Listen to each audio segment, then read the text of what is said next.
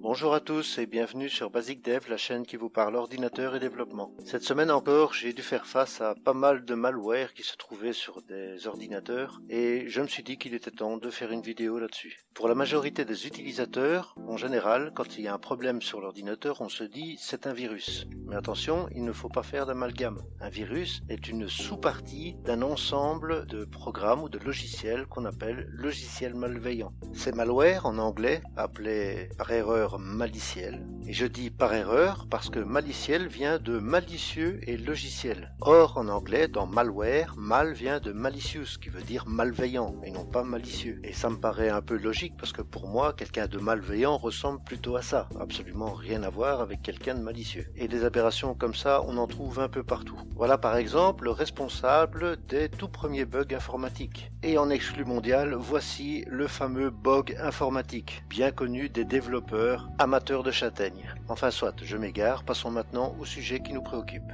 Nous retrouvons en majorité trois grands types de logiciels malveillants. Nous avons d'une part les virus, que l'on appelle ainsi parce que ces logiciels ont un comportement qui ressemble très fort aux virus que l'on retrouve dans la nature. Ils infectent un hôte, déstabilisent le fonctionnement interne de son hôte et se reproduisent. Ensuite, nous avons les chevaux de Troie, car une fois en fonction sur votre ordinateur, il est capable d'ouvrir des portes et de laisser un pirate accéder à votre ordinateur et en prendre le contrôle à distance. Et la troisième catégorie, les vers, worms en anglais, sont des logiciels qui se reproduisent très rapidement. Et à la base, c'était surtout pour impacter les performances de réseau, etc. Bien que maintenant, on implémente en plus dans les vers certaines routines malveillantes, tout comme les virus. Il y a évidemment d'autres types de logiciels malveillants qui ne sont pas forcément dangereux, mais qui sont tout autant indésirables. Parlons maintenant du mode de propagation. La manière la plus simple de laisser se propager ce type de logiciel est d'avoir par exemple des mots de passe faibles. Ça permet d'être craqué rapidement et de pouvoir se multiplier comme ça sur le réseau. D'ailleurs, je vous conseille, si vous ne l'avez pas vu, d'aller voir ma vidéo sur les mots de passe. Il y a également ce qu'on appelle les portes dérobées, ou backdoors en anglais. Et si les chevaux de Troie sont à l'origine de la plupart des portes dérobées, il arrive que ces portes soient créées intentionnellement, soit par des sociétés ou des développeurs, pour garder un certain contrôle sur le produit, que ce soit légitime ou non. La plupart du temps, c'est surtout pour de la maintenance ou pour pouvoir, par exemple, désactiver le logiciel s'il y a des litiges avec les clients. Et puis, il y a tout ce qui a trait aux trous de sécurité.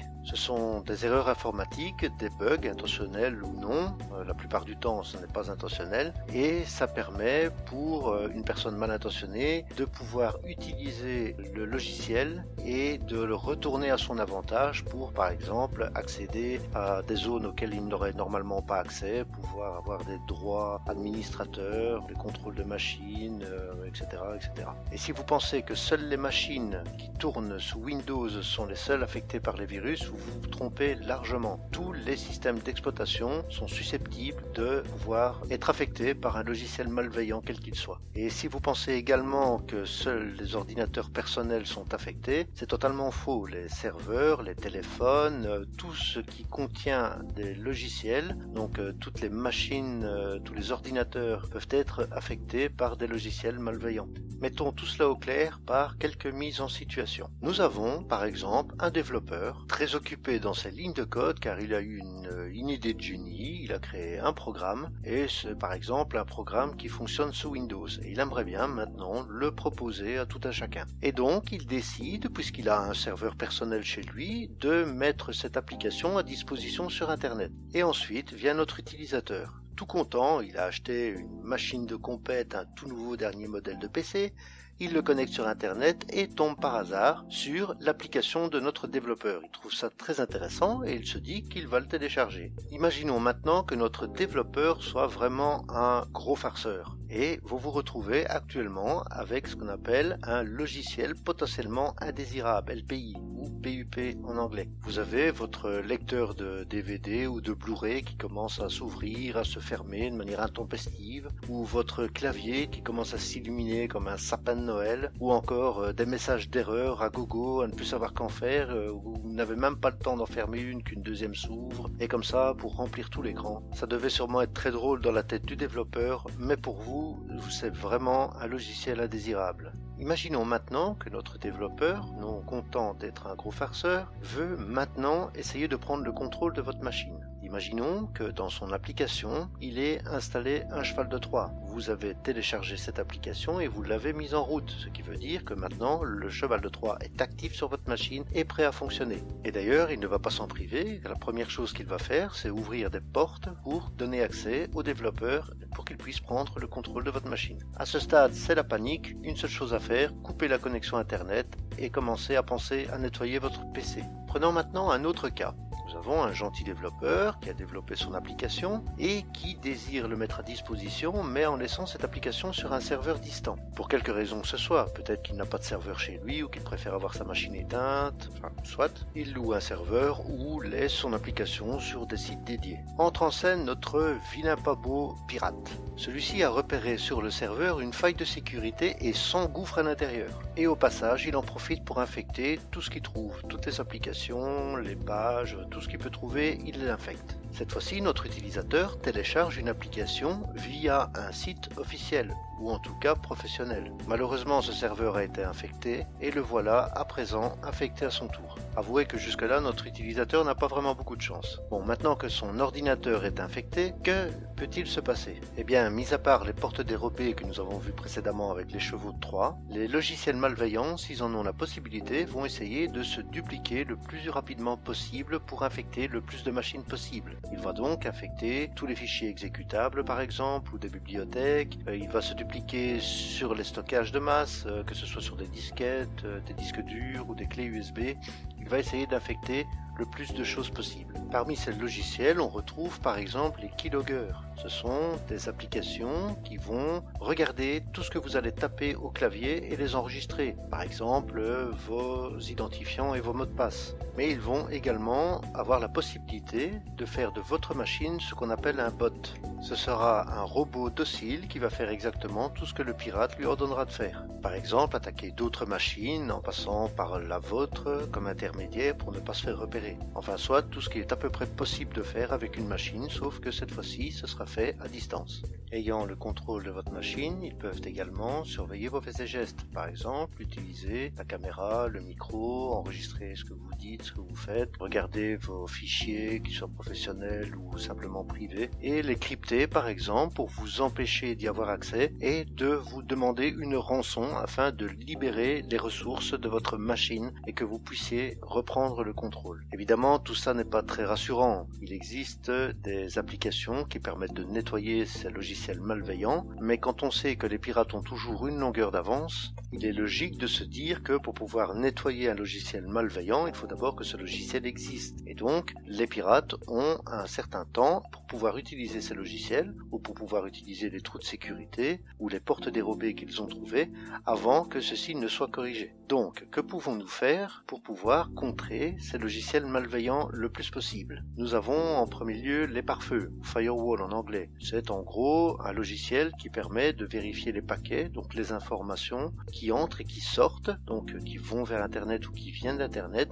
et de pouvoir bloquer certaines informations s'il le faut. Ensuite, nous avons les antivirus. Ce sont des applications qui tournent constamment sur votre machine et qui vérifient toutes les applications, qui vérifient s'il n'y a pas une signature de virus connue pour pouvoir bloquer les actions avant qu'il ne soit trop tard. Et il existe également une panoplie de programmes anti-malware qui permettent de vérifier si dans votre machine, au niveau des fichiers, au niveau de votre base de registre par exemple, au niveau de vos liens cliquables, si tout est correct et s'il n'y a rien de bien spécial. Mais je ferai très certainement une vidéo spéciale pour montrer comment nettoyer au mieux sa machine lorsqu'elle est infectée. En effet, ça prendrait vraiment beaucoup trop de temps et la vidéo ici serait beaucoup trop longue. Donc, un petit récapitulatif maintenant pour mettre tout ça en forme et pour bien comprendre comment diminuer les risques. Tout d'abord, avoir un antivirus à jour, c'est quand même important. Donc avoir les toutes dernières signatures des nouveaux virus qui arrivent constamment, ou des nouveaux logiciels malveillants, parce que ce ne sont pas forcément que des virus.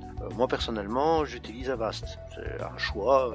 Je vais donner des noms de programmes ici, mais je ne fais pas de placement de produits, je n'ai pas d'action chez eux, ni rien du tout. Donc c'est vraiment, au cas où vous poseriez la question, voilà, moi j'utilise Avast. Maintenant, il faut quand même savoir, il faut faire attention que, comme c'est gratuit, ils font de l'autopromo. C'est un peu normal. Donc de temps en temps, on a une petite pub, prenez notre version complète, gratuite pendant 6 mois, etc. Blabla. Il suffit juste de faire attention de ne pas installer la version complète au risque de devoir le désinstaller 6 mois plus tard si vous voulez rester sur la version gratuite. Moi personnellement, je suis toujours resté sur la version de base gratuite et je n'ai jamais de problème. Ensuite, il vaut mieux avoir le pare-feu activé et le pare-feu de Windows est largement suffisant. Donc, bien sûr, cette vidéo n'est pas faite pour les professionnels. C'est un tutoriel pour expliquer un petit peu les malwares, comment ça fonctionne, comment ça se propage et comment on peut diminuer les risques. Les professionnels savent très bien ce qu'ils ont à faire. Ensuite, et ce qui est pour moi le plus important, c'est de pouvoir utiliser le gestionnaire de tâches. Alors, le gestionnaire de tâches de Windows, que l'on peut atteindre par les touches Alt, Ctrl, Delete. En même temps, vous choisissez gestionnaire de tâches et là, vous allez avoir la liste de tous les processus, donc de tous les programmes, on va dire, qui tournent en mémoire actuellement. Donc,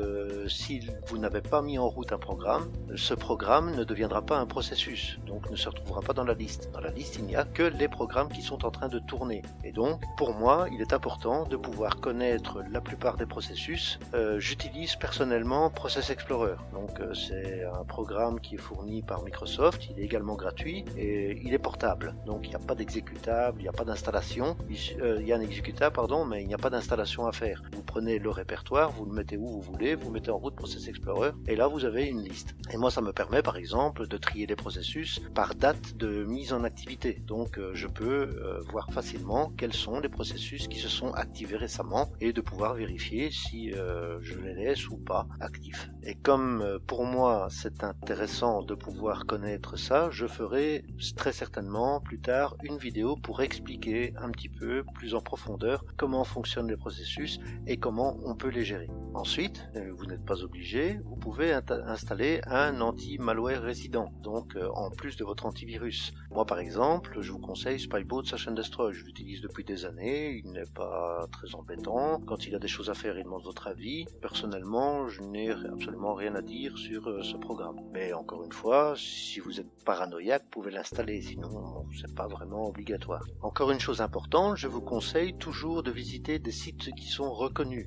Moi par exemple, avec Avast, couplé sur mon navigateur, je vois par exemple dans Google, quand je fais une recherche, j'ai un petit V qui se met à côté, qui veut dire que les utilisateurs d'Avast, donc la communauté d'Avast, reconnaît ce site comme étant un site officiel ou un site professionnel. Si vous n'avez pas cette fonctionnalité, parce que vous n'avez pas activé, que vous n'avez pas accepté dans votre navigateur que Avast s'installe ou quelque raison que ce soit, vérifiez tout de même, donc en vert, ici à l'écran, l'adresse du site sur lequel vous voulez aller. Si vous voyez que l'adresse est bizarre, évitez-la tout simplement. En ce qui concerne le téléchargement d'applications, de fichiers quelconques, personnellement, je préfère les sites officiels. Donc, si vous avez envie de télécharger une application, essayez de passer directement via le serveur officiel plutôt qu'un serveur dédié ou un site professionnel qui regroupe un ensemble d'outils. Bon, il y en a des connus, je ne vais pas donner de nom, ça sert à rien, parce que il arrive que ces sites vous proposent de télécharger leur exécutable que vous mettez en route et cet exécutable va se charger de télécharger l'application que vous avez besoin. C'est inutile de faire ça en 2 fois. Bon, on peut parler de sécurité parce qu'il vérifie que c'est bien l'application que vous voulez qui sera téléchargée, mais il y en a qui sont un peu moins gentils et qui vous proposent en plus des applications, de la publicité, etc. Bon, qui est vraiment inutile. Vous avez besoin d'un programme, vous n'avez pas besoin d'un pack complet. Voilà, donc c'est pour ça que moi je préconise toujours de passer par des sites officiels. Si au niveau des downloads ou téléchargements, vous ne trouvez pas, vous regardez si vous ne trouvez pas de site miroir. Bon, sinon, vous vous rabattez sur les autres sites. Là, on n'aurait pas le choix. Et enfin, une fois que vous avez votre application, il ne vous reste plus qu'à l'installer. C'est à ce moment-là qu'il faut absolument lire ce qu'il y a à l'écran. Si vous voyez un bouton personnalisé, cliquez dessus. Même si vous ne comprenez pas tout, c'est pas grave. Vous allez tout de même voir ce que l'application va installer. En général, c'est ce que vous avez demandé, mais vous pouvez avoir, comme par exemple Flash Player, je donne pas vraiment beaucoup de noms de programmes, mais celui-là franchement c'est gavant. À chaque fois que vous voulez faire une mise à jour, il vous propose d'installer un autre antivirus.